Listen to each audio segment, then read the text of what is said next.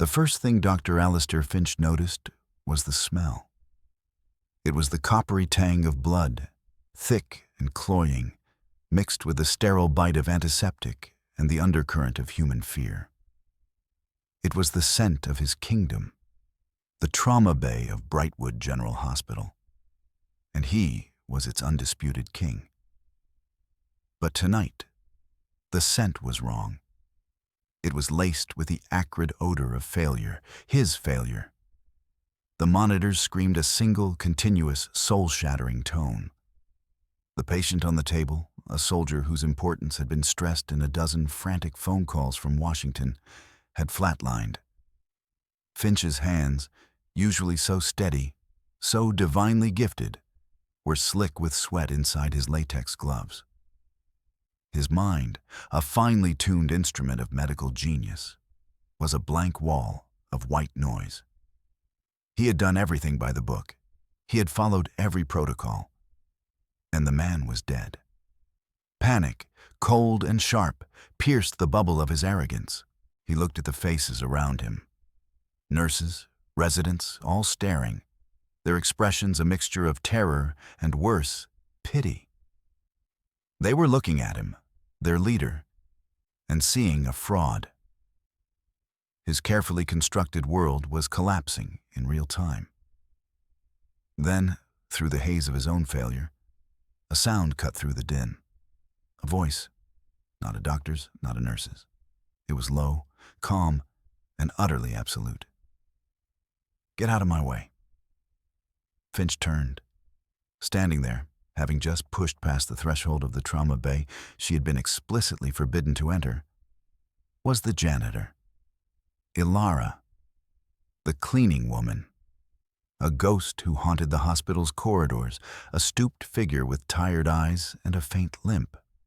Her face a permanent mask of weary indifference. She was nothing, a non-entity part of the building's machinery. And she had just spoken to him, Dr. Alistair Finch, as if he were an obstacle. Before he could unleash the torrent of rage and humiliation building in his chest, she moved. It wasn't the shuffling gait he was used to seeing. This was a fluid, economical motion, a predator's glide.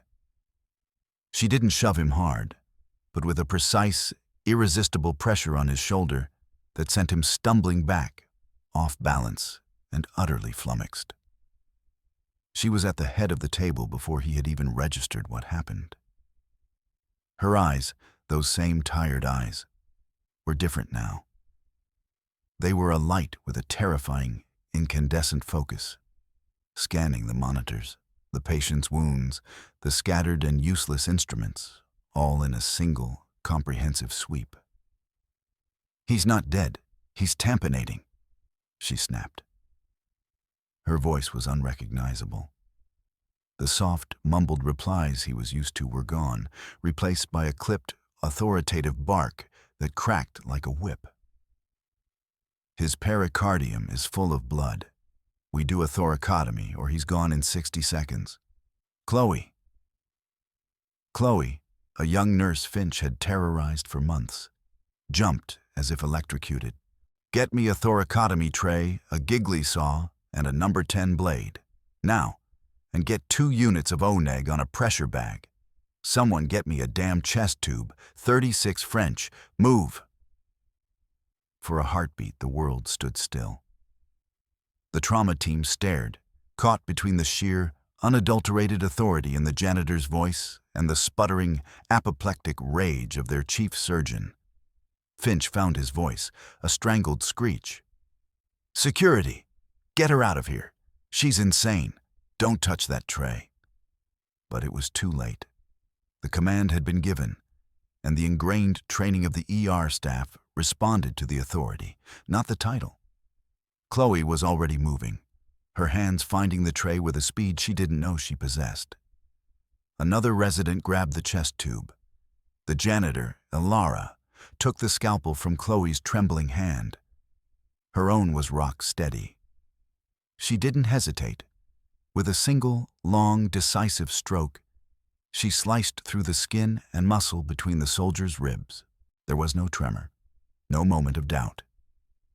It was the practiced, brutal, and beautiful efficiency of a master craftsman. Finch could only watch, paralyzed by a mixture of horror and a strange, unwilling awe. He saw her insert the rib spreaders, cranking them open with grim determination. He saw her plunge her hand into the man's chest, her fingers searching. He was witnessing a procedure he had only read about in textbooks, a desperate last-ditch maneuver almost never performed outside of a battlefield. A resuscitative thoracotomy. And a janitor was performing it, in his ER. On his patient, the world had gone mad. He was wrong. Dead wrong. But it was worse than that. He was about to find out that he didn't even know the meaning of the word. Because the truth was coming. It was screaming down the highway in a motorcade, and when it arrived, it would not just end his career. It would obliterate the very reality he had built around himself. The reckoning was here, and it wore a janitor's uniform. 10 years.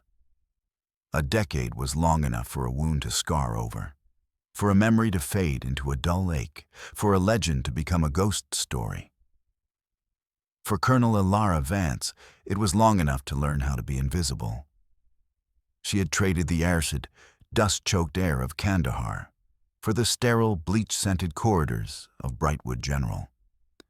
She had swapped her commander's bars for a faded blue janitor's smock, her call sign for a name badge that simply read, Ilara. Her mission was no longer to lead the most elite medical operatives in the world. It was to mop up the spills, empty the trash, and remain unseen. Peace, she had told herself, was found in anonymity. It was a lie, but it was a necessary one. Her days began before the sun rose, in a small, sparse apartment that held no pictures, no mementos. Nothing that spoke of a life lived before this one. There was only a small, heavy silver coin she kept on her nightstand, its surface worn smooth by the constant touch of her thumb. She would dress in the quiet dark, her movements stiff. The shrapnel from that last day in the valley had left a permanent, grinding protest in her left knee, and a web of silvery scars across her back and shoulders, a map of a place she never wanted to visit again. She hid the limp as best she could, a constant, conscious effort to betray no weakness, no history. It was a habit forged in a world where weakness meant death. At the hospital, she was a fixture, as much a part of the building as the humming fluorescent lights and the perpetually squeaking wheel on her utility cart. She moved with a quiet efficiency that went unnoticed by the frantic, self-important bustle of the medical staff. Her cart was a marvel of organization. Disinfectant wipes here, biohazard bags there, extra mop heads neatly stacked. Each item in its place, ready for immediate deployment. It was the same meticulous precision with which she had once organized a forward surgical kit, where the placement of a hemostat could mean the difference between a soldier going home or going into a bag. The muscle memory remained, even if the context was mundane. She saw everything. From her invisible vantage point, she was the hospital's silent witness. She saw the fear in a patient's eyes, the exhaustion on a nurse's face, the quiet grief of a family in a waiting room. She saw the small kindnesses and the casual cruelties. And most days, she saw Dr. Alistair Finch. Finch was the hospital's golden boy, a brilliant surgeon with a scalpel and a venomous tongue. He was handsome in a sharp, predatory way, his custom-tailored scrubs fitting his athletic frame perfectly, his Rolex a glint of gold against the sterile blue. He walked the halls, not as a healer, but as a conqueror, his residents and nurses trailing behind him like a nervous entourage. He believed competence was loud, that authority was demonstrated through humiliation. Ilara was mopping a slick of spilled coffee near the nurse's station when she first saw him truly in his element. A young nurse, Chloe, barely out of school, was struggling to update a patient's chart on a rolling computer station. Her hands were shaking slightly, her brow furrowed in concentration. "Are you capable of performing even this simple task, nurse?" Finch's voice was smooth, cultured, and utterly dismissive. It cut through the low hum of the floor, causing several people to look up. Chloe flushed a deep, painful red. "I'm sorry, doctor. The system is a bit slow today." "Or perhaps the operator is," Finch said, stepping closer. He didn't raise his voice. He didn't need to. The condescension was a physical force. "This is a hospital, not a typing pool. Mistakes here have consequences. Do you understand the gravity of your position?" "Yes, Dr. Finch." Her voice was a whisper. "Look at me when I speak to you," he commanded. Chloe's head snapped up, her eyes bright with unshed tears. "Good. Now, perhaps you can focus less on whatever drama constitutes your personal life and more on the lives of the people in these beds. Is that clear?" "Crystal clear, doctor," she mumbled, her gaze dropping back to the keyboard. Finch gave a satisfied little smirk and turned, his eyes sweeping the hallway. They landed on Alara. His lip curled in distaste, as if he'd just noticed a cockroach. He looked at her worn uniform, the scuffed toes of her shoes, the weary lines on her face. To him, she was just another piece of the dreary background, another slow operator.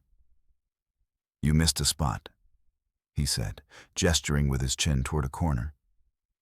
He didn't wait for a response, simply turned and strode away, his entourage scurrying to keep up. Alara said nothing. Her face remained a placid mask. She guided her mop to the spot he had indicated, her movement slow and deliberate. But inside, something ancient and dormant stirred. It was a feeling she hadn't allowed herself to feel in 10 years. A cold, quiet anger. She had seen men like Finch before. Men who confused power with authority, cruelty with strength. They thrived in controlled environments where their titles protected them. But she also knew what happened to men like that when the chaos arrived, when the rules dissolved and only competence mattered. They broke. They always broke. She finished the corner, the rhythmic back and forth of the mop a soothing meditation. She was invisible. She was safe. And for now, that was enough. The ghost was content to remain a ghost. The days at Brightwood General bled into one another, a monotonous cycle of sterile smells and hushed conversations. For Alara, the routine was a shield. The rhythmic squeak of her cart, the swish of the mop, the snap of a fresh liner in a waste bin. These were the sounds of her new, quiet life. But the shield was beginning to crack, and the man holding the hammer was Dr. Alistair Finch. The incident was minor, almost laughably so, but it was the first stone in an avalanche. An elderly patient, a sweet woman named Mrs. Gable, had been admitted for observation. She suddenly developed a bright red rash across her arms and was having mild difficulty breathing. Finch, making his rounds with his usual coterie of intimidated residents, saw an opportunity for a dramatic diagnosis. "Look here," he announced, his voice resonating with theatrical importance as he gestured to the woman's arm. "Notice the petechial pattern, the slight wheezing. This is not a simple allergic reaction. This is indicative of a systemic vasculitis, possibly Churg-Strauss syndrome. It requires immediate high-dose corticosteroids and a rheumatology consult." His residents nodded, scribbling furiously in their notepads. Chloe, the young nurse, looked uncertain. She was about to say something when Finch cut her off with a glare. Alara was in the room, quietly emptying the trash can. She had been there when the woman's breakfast was delivered. She had seen the patient's chart, and she had seen the bright red band on the woman's wrist. She moved to the side of the bed, her motion so unobtrusive that no one noticed her until she spoke. Her voice was soft, barely a murmur, directed at Chloe. Check her wrist. Finch spun around. What did you say? Alara didn't look at him. She kept her eyes on Chloe, giving a slight nod toward the patient's arm. Chloe, emboldened by the quiet instruction, gently lifted Mrs. Gable's hand. On her wrist was a red medical alert bracelet, clearly engraved, penicillin allergy. Chloe's eyes widened. She looked at the IV bag hanging beside the bed, a new antibiotic drip that had been started less than an hour ago. Doctor, Chloe said, her voice trembling but clear. She's allergic to penicillin. We just started her on amoxicillin. The air in the room went cold. The resident stopped writing. Finch's face, a moment ago flush with self-satisfaction, turned a blotchy, furious red. He had been so eager to show off his diagnostic prowess that he had missed the most basic, fundamental check. And the janitor had seen it. He snatched the chart from the end of the bed, his eyes scanning it wildly, looking for someone else to blame. But it was all there. The allergy was listed in 3 separate places. It was his mistake. His humiliation. Discontinue the drip. Administer diphenhydramine and get her on a monitor. He barked, his voice tight with fury. He threw the chart down and stormed out of the room, his residents scattering like frightened birds. Alara finished with the trash and wheeled her cart into the hallway. She knew he would be waiting. He cornered her by the linen closets, his body physically blocking her path. He was taller than her, and he used his height to loom, a predator cornering its prey. What do you think you were doing in there? He hissed, his voice a low, dangerous snarl. Alara looked at a point just past his shoulder. The woman was having a reaction. I am the doctor. I make the diagnoses. You, he said, poking a finger into her shoulder. Clean the floors. You are a janitor. You are paid to be invisible and silent. You do not speak. You do not offer opinions. You do not interfere with my work. Do you understand me? I understand, she said, her voice flat, devoid of any emotion. This placid response seemed to infuriate him more than any argument would have. I don't think you do, he seethed. He glanced down the hall, then deliberately kicked the side of her utility cart, a half-full biohazard bag, filled with used dressings and bloody gauze, tipped over and spilled its contents onto the pristine, polished floor. Oh, look, Finch said with a cruel smile. A mess. Your area of expertise. He leaned in close, his voice dropping to a whisper. Clean it up. And remember your place. One more word out of you in front of my staff, and I will personally see to it that you are fired. Now, get to work. He turned and strode away, leaving her with the mess. Alara stood motionless for a long moment. The smell of blood and antiseptic filled the air. She looked down at the filth on the floor. Her hand, hidden in the pocket of her worn trousers, closed around the small, heavy silver coin. She could feel the worn-down eagle on one side, the smooth, blank face on the other. It was a relic from another life, a life where she gave orders and men like Finch obeyed them without question. A life where incompetence was not tolerated and arrogance was a fatal flaw. Slowly, methodically, she knelt. She put on a fresh pair of gloves from her cart. She began to clean up the mess, piece by piece, her face an unreadable mask of stone. But behind her tired eyes, a fire that had been dormant for a decade was beginning to smolder. He had made a mistake. He had pushed her. And now he had made it personal. She had come to this place seeking peace, but she was beginning to remember that some things were not worth enduring, even for peace. She was beginning to remember who she was. The ghost was starting to wake up. The pressure continued to mount, a slow, crushing weight that settled over the hospital corridors. Dr. Finch, his pride wounded by the penicillin incident, had made Alara his personal project. He seemed to take a perverse pleasure in creating work for her, a spilled cup of coffee here, an accidentally overturned trash can there. Each act was a small assertion of dominance, a reminder of her place in his world. He would watch her clean up his messes, a smug, satisfied look on his face. Alara endured it all with the same stoic silence, her expression giving nothing away. But Chloe, the young nurse, was watching. Chloe had been terrified of Dr. Finch, but after Alara's quiet intervention with Mrs. Gable, that fear had been tempered with a new, burgeoning respect for the hospital's janitor. She started to pay attention.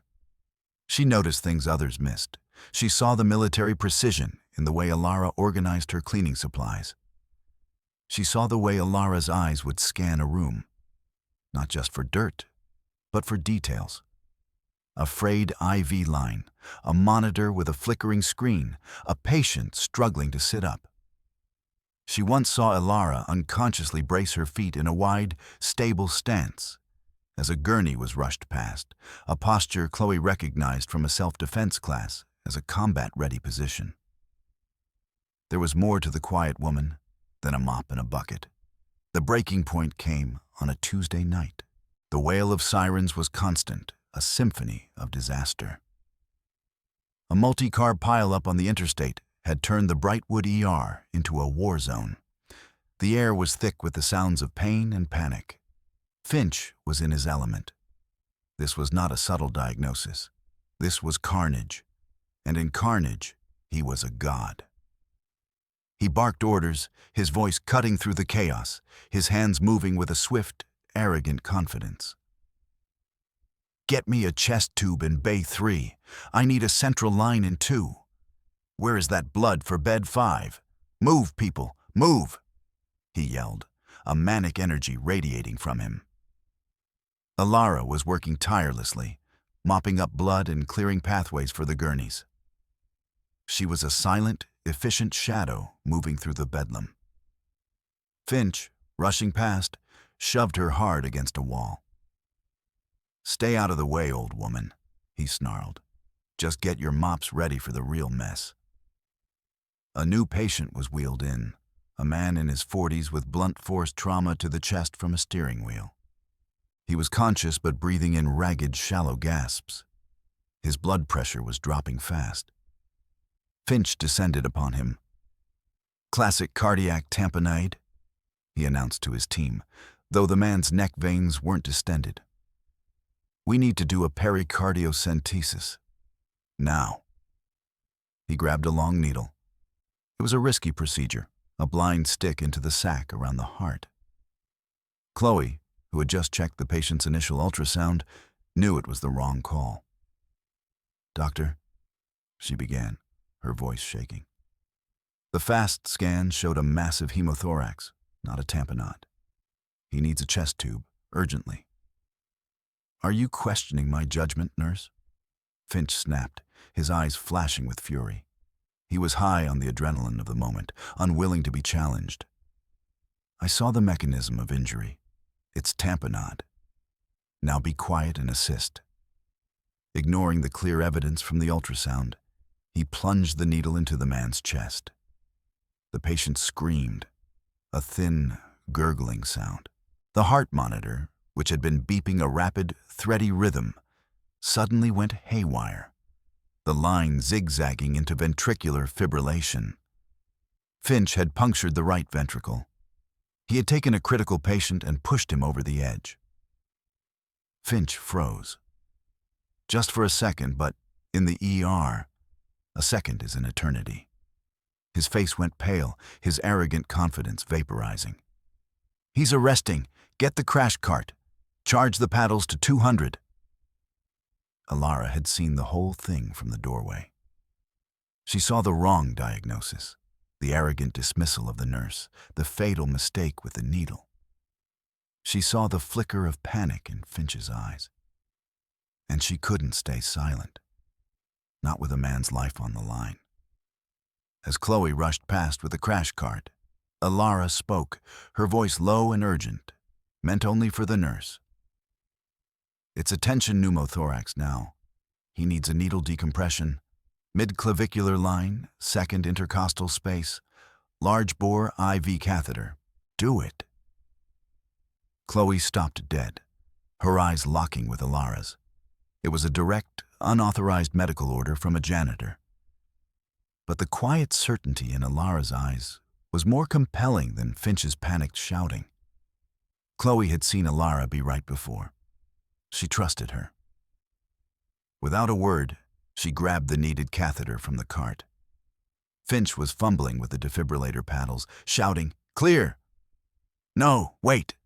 Chloe yelled, pushing her way to the patient's side. Before Finch could react, she located the spot Alara had described just below the collarbone and plunged the needle in. There was a sudden, explosive hiss of air.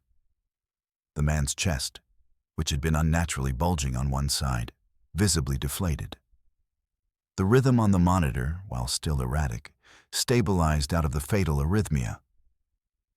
A collective gasp went through the room. Chloe had just saved the man's life, directly contradicting the chief of surgery. Finch stared, his face a mask of disbelief and incandescent rage. He knew what had happened. He knew Chloe wouldn't have thought of that on her own, not that quickly. His eyes darted to the doorway and found Alara. She was already turning away, her cart squeaking as she moved down the hall. He stormed after her, grabbing her arm and spinning her around. "You!" he snarled, his voice trembling with fury. "That was you. You told her to do that." "I don't know what you're talking about," Alara said, her face impassive. "Don't lie to me." He was almost screaming now, his public persona shattering completely. "I saw you. You are finished here. I don't care what it takes. I will have your job. You think you can make a fool of me in my own ER? You are nothing. A disposable, ignorant old woman.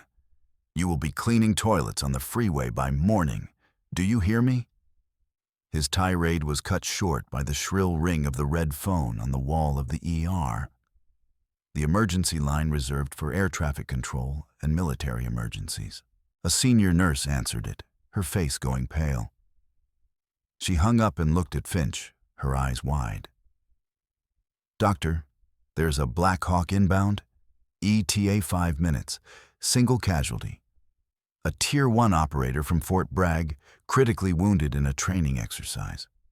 They're saying he's a national asset. General Thorne is en route to the hospital personally." The threat, the humiliation, the chaos of the ER, it all faded away.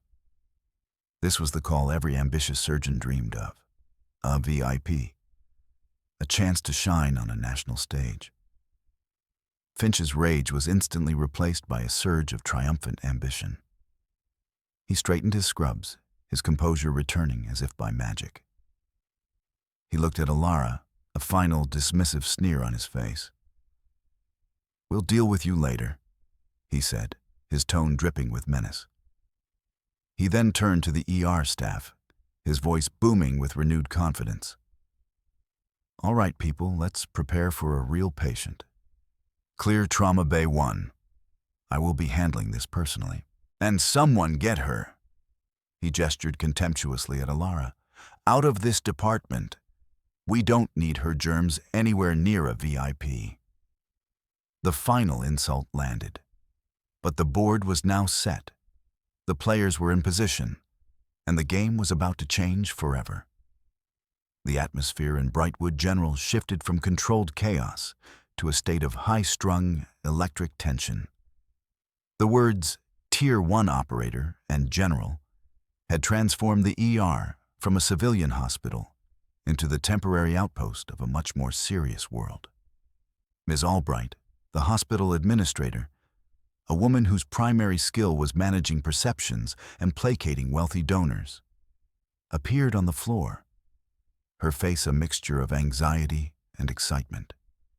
She saw this not as a medical crisis, but as a public relations opportunity.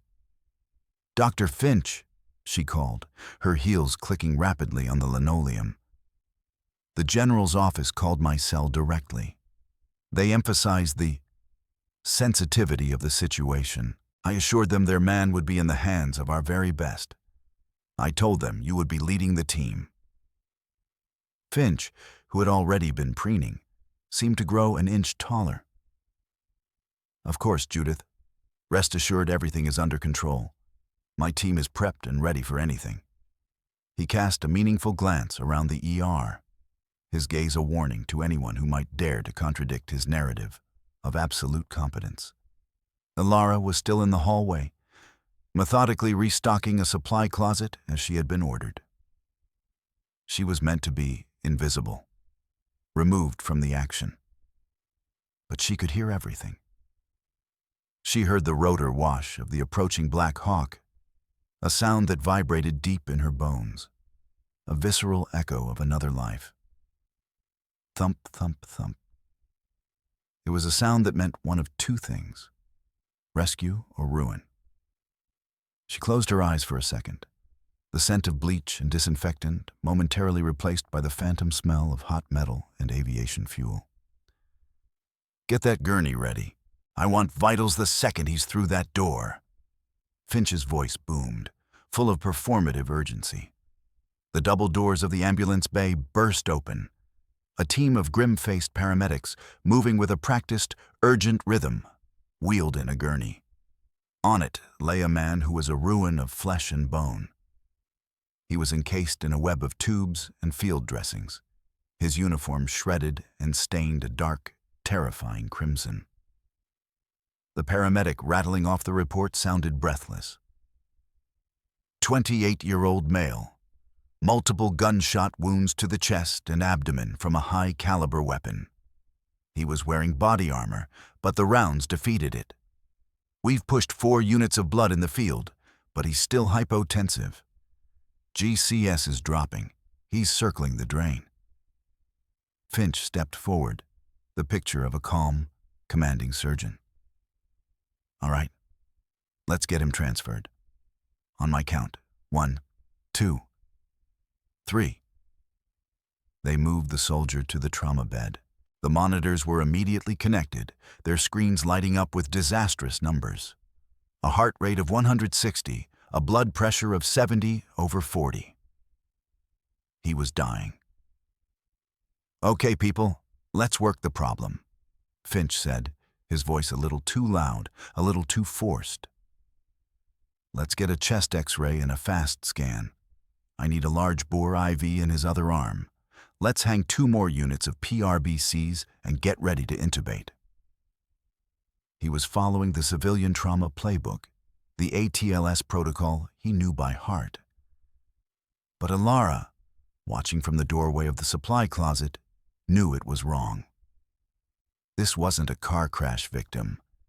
This was a soldier shot with military-grade ammunition. The damage was different, the bleeding more catastrophic. A chest X-ray was a waste of precious time. He needed a surgeon's hands in his chest, not a radiologist's pictures. She saw Chloe looking at her, her eyes wide with fear, a silent plea for guidance. Alara gave a tiny, almost imperceptible shake of her head. "Stay back. Don't interfere." This was Finch's show. Her intervention in the last crisis had already signed her termination papers. One more move, and she would be facing criminal charges. She had a new life to protect, a quiet, anonymous life. She had to let it play out. But it was like watching a bomb disposal expert cut the wrong wire in slow motion. Finch was focusing on the chest wounds, but Alara could see the telltale rigidity and distension of the man's abdomen. He was bleeding out internally, his belly filling with blood from a shredded liver or spleen. The chest wounds were a distraction. The abdominal injury was the killer. "The fast scan is inconclusive. There's too much artifact from the shrapnel, a resident called out. Then get him to the CT scanner, Finch commanded. Doctor, he'll never make it to the scanner, Chloe protested. His pressure is dropping too fast. Are you a doctor, nurse? Finch shot back, not even looking at her. No. So do as you're told. Prep him for transport. It was a death sentence. Moving a patient this unstable was madness. Alara felt a cold dread creep up her spine. She had seen this exact injury pattern before, in a dusty village in the Petch Valley. She had lost a young ranger, a boy named Miller, because the field surgeon had made the same mistake, chasing the chest wound while the belly bled out. She had sworn that day, over Miller's body, that she would never let it happen again. She gripped the handle of her cart, her knuckles white. The promise she made to herself 10 years ago was at war with the promise she had made to herself every day since. Stay hidden. Stay safe. The thump, thump, thump of the helicopter blades still echoed in her memory. A heartbeat counting down to a final choice. The soldier on the table let out a low groan, his head thrashing from side to side. His eyes, clouded with pain and the encroaching fog of shock, flickered open. They scanned the room, unfocused, desperate. They passed over the doctors, the nurses, the machines. And then, they found her. They locked onto the figure in the janitor's uniform, standing half-hidden in the shadows of the hallway. A flicker of disbelief, of impossible recognition, crossed the soldier's face. His breath hitched. He tried to lift a hand, his fingers twitching. And then, with the last of his strength, he screamed. It was not a scream of pain. It was a raw, desperate, guttural cry of pure, unadulterated hope. A name, a title, a legend. Spectre! The word echoed through the trauma bay, a thunderclap in the tense silence. It's Spectre. Get her! For God's sake, get Spectre! The room froze. The medical team stared at the dying soldier, then at each other, confused. Finch let out a short, contemptuous laugh. He's delirious from the blood loss. The hypoxia is causing hallucinations. Someone give him 10 of Haldol, sedate him. But the soldier's eyes were still locked on Alara, pleading. And then the monitor, the final arbiter of life and death, gave its verdict. The frantic beeping ceased, replaced by the single, horrifying, continuous tone of asystole. Flatline. The soldier was dead, and Dr. Finch had killed him. In that moment, 10 years of hiding, 10 years of silence, 10 years of being a ghost, burned away in a flash of white-hot certainty. The promise she made over Ranger Miller's body was not just a promise. It was a sacred oath, and it was an oath she would not break again. Not now. Not ever. She let go of the cart handle and began to move. The single piercing note of the flatline monitor was a starting gun. For Dr. Finch, it signaled the end of his reputation. For Alara Vance, it signaled the end of her exile. She moved from the shadows of the hallway into the stark, unforgiving light of the trauma bay. Her limp was gone, erased by the surge of adrenaline and purpose. Her stoop was gone, her back ramrod straight, her shoulders squared. She was no longer Alara the janitor. She was Colonel Vance, and she was entering a battlefield. Get out of my way. The words were quiet, but they landed with the force of a physical blow. She didn't shout. She didn't have to. The authority in her voice was absolute, forged in situations far more dire than this. She placed a hand on Finch's shoulder, her grip surprisingly strong, and moved him aside as if he were a piece of furniture. He stumbled back, his mouth agape, utterly unable to process the sudden, radical shift in the room's power dynamic. She was at the head of the table, her eyes absorbing everything. The flatlined monitor, the clammy gray skin of the soldier, the incorrect placement of the IV lines, the discarded bloody needle from Finch's failed pericardiocentesis. He's not dead. He's in PEA with a massive tamponade, she snapped, her voice cutting through the stunned silence.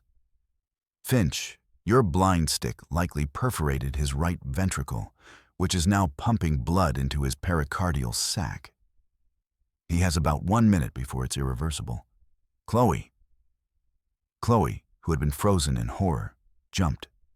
Yes. Thoracotomy tray, Giggly saw, and a number 10 blade. On my table. Now, Alara commanded.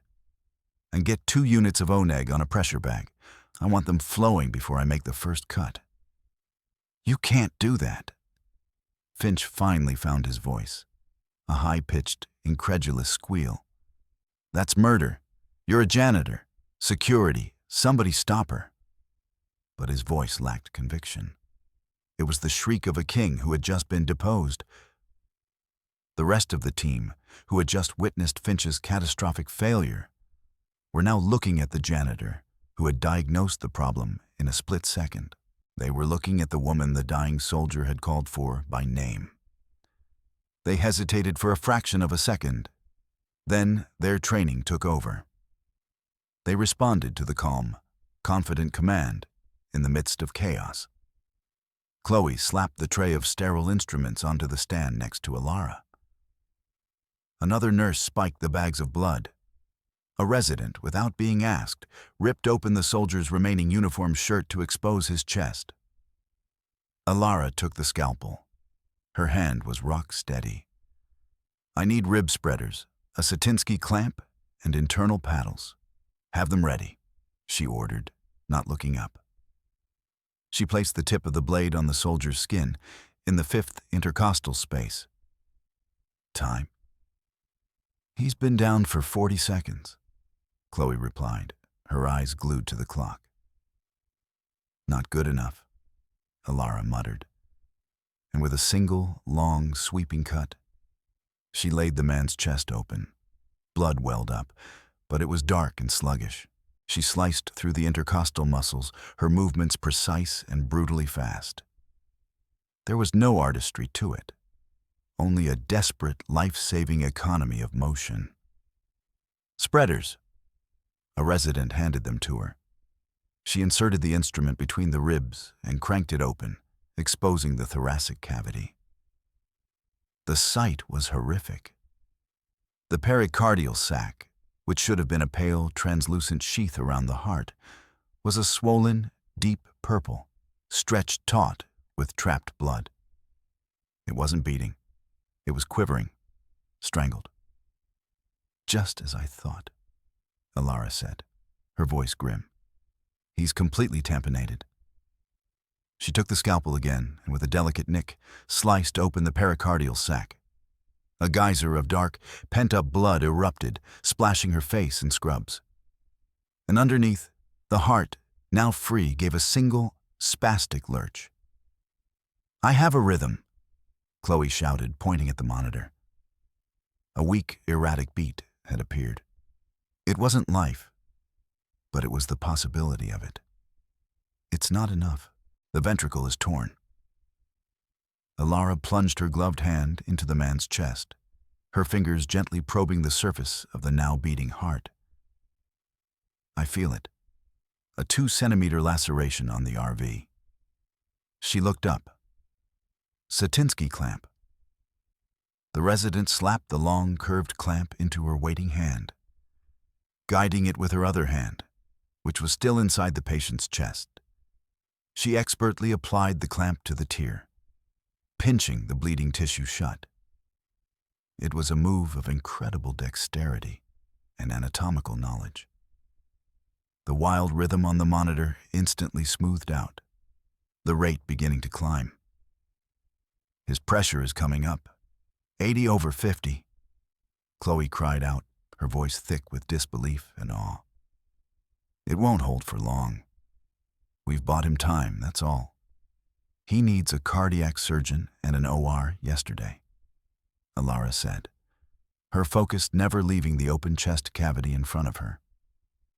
she was holding a man's life in her hands. Literally. She had taken a dead man and dragged him back into the world of the living. It was only then that the spell was broken. The immediate crisis was averted, and the consequences came rushing in. Finch, who had been watching the entire procedure with a look of slack-jawed horror, finally snapped. The awe was replaced by a wave of pure, unadulterated fury. This cleaner, this nothing, had just shown him up in the most spectacular, humiliating way possible. She had succeeded where he had failed. She had saved the patient he had killed. "Security!" he screamed, his voice cracking. "I want her arrested. Now! She assaulted me. She's mutilated this patient. She's practicing medicine without a license. Get her away from him. Get her out of my hospital." Two burly security guards, who had been hovering uncertainly at the door, finally moved forward. Ms. Albright, the administrator, rushed to Finch's side. "He's right. She has to be stopped. This is a lawsuit of catastrophic proportions." The guards hesitated, looking at the woman with her hand literally inside a patient's chest, holding him alive, and at the red-faced, screaming doctor demanding her arrest. "I said, get her!" Finch shrieked, pointing a trembling finger at Alara. One of the guards reached out to grab her shoulder. "Ma'am, you need to step away from the patient." Alara didn't even look at him. Her eyes were still on the monitor. "If I let go of this clamp, he dies. If you touch me, he dies. Your choice." Her voice was so cold, so devoid of fear, that the guard froze, his hand hovering in midair. The entire room was a tableau of indecision and rage. And into that tableau, the doors to the ER burst open with a force that made everyone flinch. Standing in the doorway were two military policemen in full-dress uniform, their sidearms holstered, but their presence overwhelming. And between them stood a man who radiated an aura of absolute command. He was in his late 50s, his hair gray at the temples, his face a granite mask of discipline and intelligence. On the shoulders of his immaculate Class A uniform were the 3 silver stars of a lieutenant general. General Marcus Thorne had arrived. His eyes, sharp and analytical, took in the entire scene in a fraction of a second. The hysterical Dr. Finch, the terrified administrator, the armed security guards, the open-chested soldier on the table, and the woman in the blood-spattered janitor's uniform who was holding him alive. He strode into the room, his boots making no sound on the tiled floor. His gaze swept past Finch as if he were invisible and locked onto Alara. His face, a moment before a mask of stern authority, slackened in sheer, unadulterated shock. His eyes widened. He stopped dead in his tracks, 10 feet from the trauma bed. The name the soldier had screamed, which Finch had dismissed as a hallucination, echoed in the general's mind. He looked at her posture, at the grim, focused set of her jaw, at the impossible skill she had just displayed. And he knew. "My God," General Thorne breathed, his voice a hoarse whisper that nonetheless carried across the silent room. "Spectre." The name hung in the air again, but this time it was not the delirious cry of a dying man. It was a statement of fact, spoken by a 3-star general. The temperature in the room seemed to drop by 20 degrees. Finch, desperate to regain control, stepped forward. "General Thorne, thank God you're here. This woman, this janitor, she attacked me and started cutting this soldier. We were trying to stop her. She's insane." General Thorne didn't even glance at him. He took another step closer to the bed, his eyes never leaving Alara's face. She finally looked up, her gaze meeting his across the mangled body of the ranger. Her expression was weary, resigned. The ghost had been found. "Oh, Colonel Vance," Thorne said, his voice thick with a decade of buried history. "I thought you were dead." The word colonel detonated in the room. Chloe's jaw dropped. The residents stared, their minds refusing to connect the word with the woman they knew as the floor cleaner. Dr. Finch's face, which had been red with rage, drained of all color, leaving it a pasty, sickly white. He looked from the general to Alara and back again, a frantic, sputtering sound escaping his lips. "Colonel? What are you talking about?" "This is Alara Vance. She's a janitor. I have her employee file right here." Ms. Albright stammered, fumbling with a tablet. "See? Social Security number, next to kin. No credentials, no military service." Thorne finally turned his head and fixed Albright with a glare so cold, so utterly contemptuous, it made her physically recoil. "What you have, Madam Administrator, is a cover story, a very good one, apparently." He turned to one of the two MPs who had entered with him, a master sergeant with a chest full of ribbons. "Sergeant, the briefcase." The sergeant stepped forward and handed the general a heavy, locked briefcase made of brushed aluminum. It was marked on all sides with stark red lettering, "Classified / Odin Protocol / Eyes Only." Thorne clicked the latches and opened it. He removed a thick file bound in a red folder. He held it up for all to see. 10 years ago, General Thorne began, his voice now low and resonant, a narrator recounting a legend. A forward surgical team operating deep in the Kandahar province was overrun. The team was led by one of the finest trauma surgeons and tactical commanders this army has ever produced. She held the line for 17 hours, treating the wounded under direct fire, even after taking shrapnel to her back and legs. She saved the lives of 12 Rangers that day, but the official report listed her as killed in action. It was a necessary deception to protect her from reprisal. Her real name, her history, her very existence had to be buried. He opened the file. The silence in the ER was absolute, broken only by the steady, rhythmic beep of the heart monitor that Alara had coaxed back to life. "Personnel file, Colonel Alara Vance. Callsign, Spectre."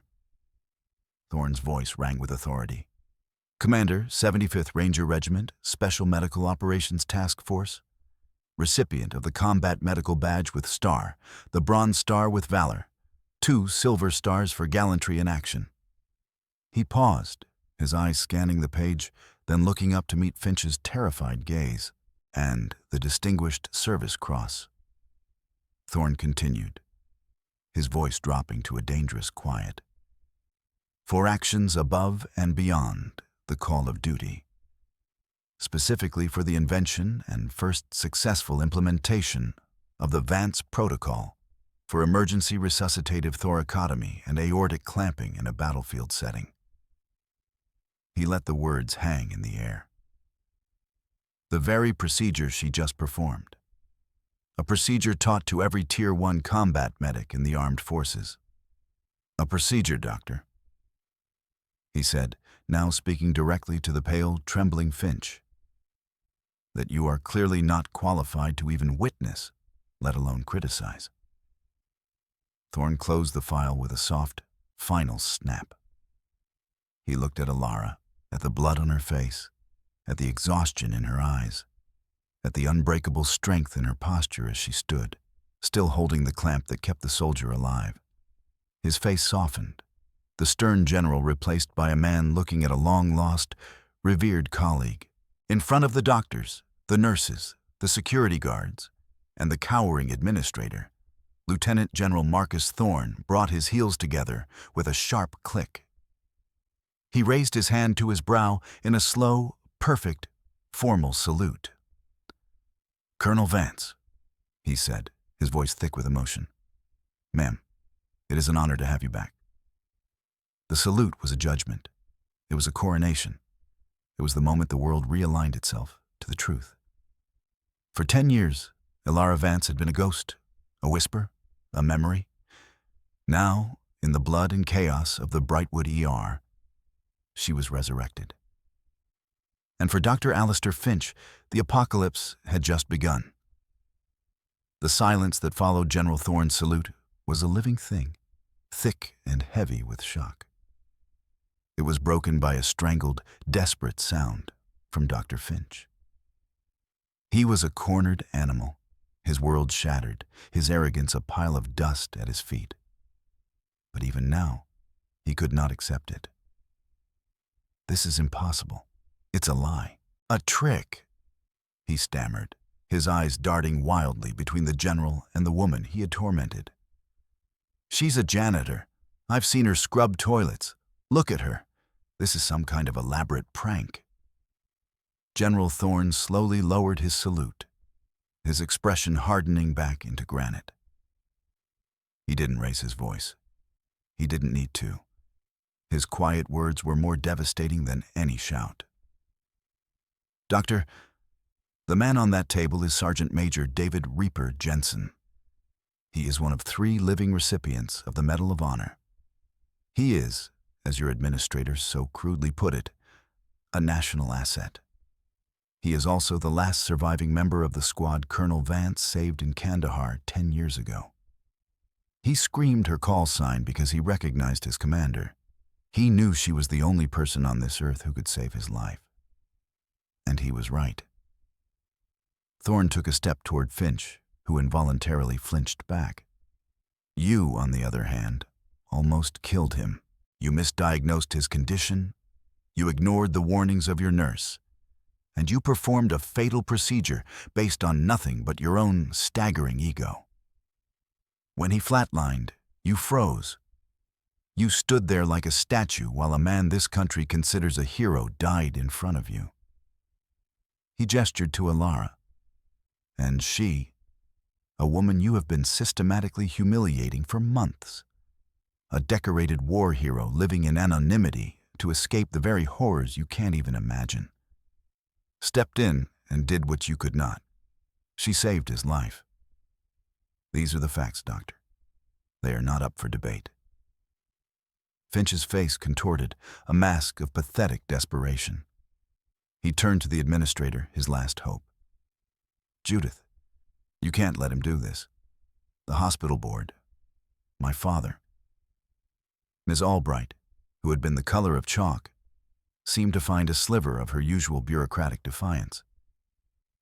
"General, with all due respect, this is a civilian hospital.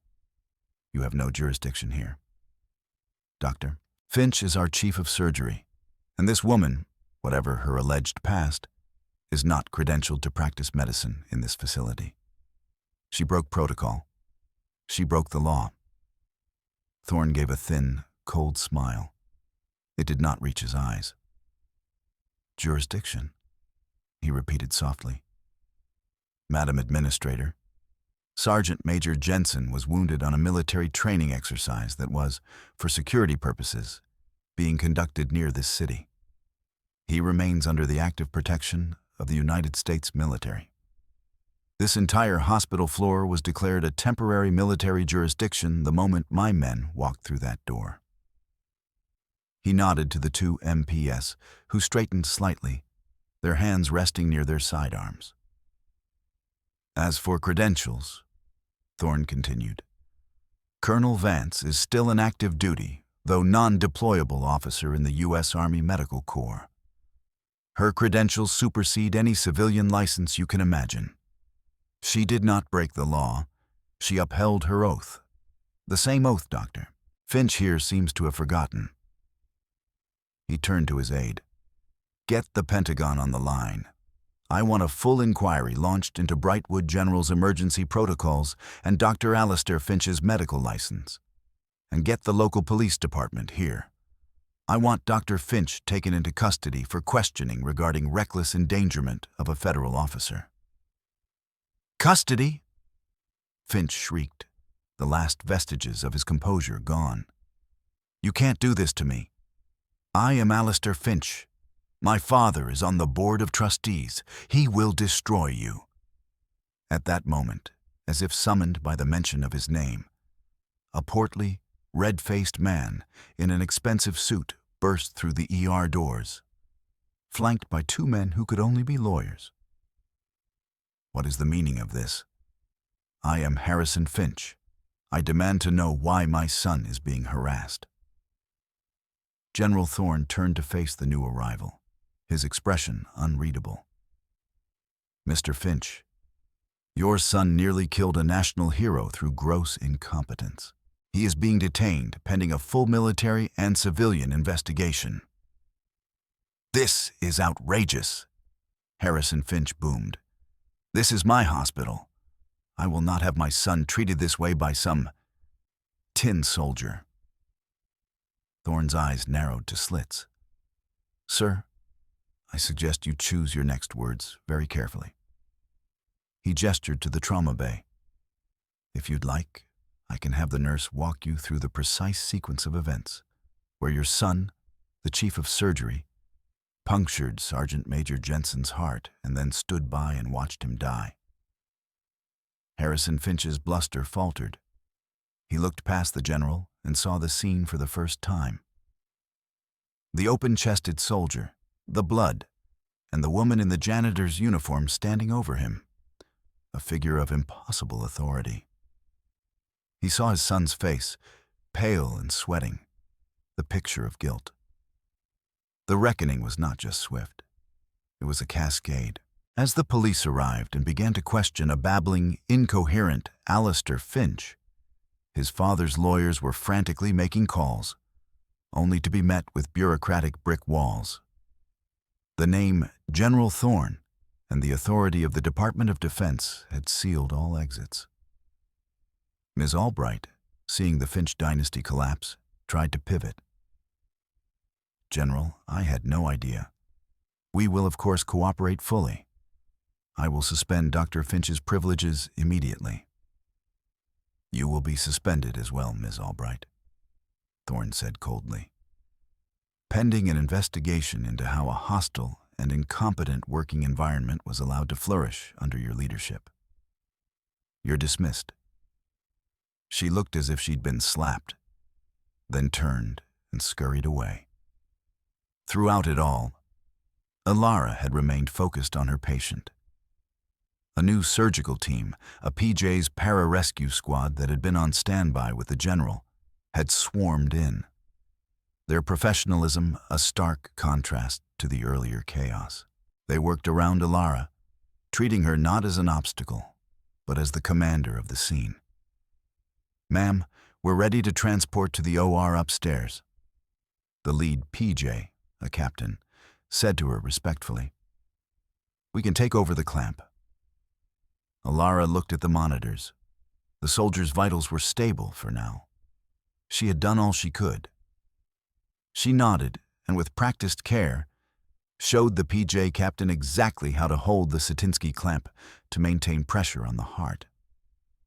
As he took over, she slowly withdrew her hand from the soldier's chest. She stood back, her role in the immediate crisis over. The ER staff, who had been watching in stunned silence, finally broke. It started with Chloe, the young nurse. Tears streaming down her face, she began to applaud. Not loud, but a soft, steady clap of gratitude and awe. Then a resident joined in. Then another nurse. Soon, the entire room, minus the disgraced Finch family, was filled with a rising tide of applause. It wasn't for a doctor or a general. It was for the janitor.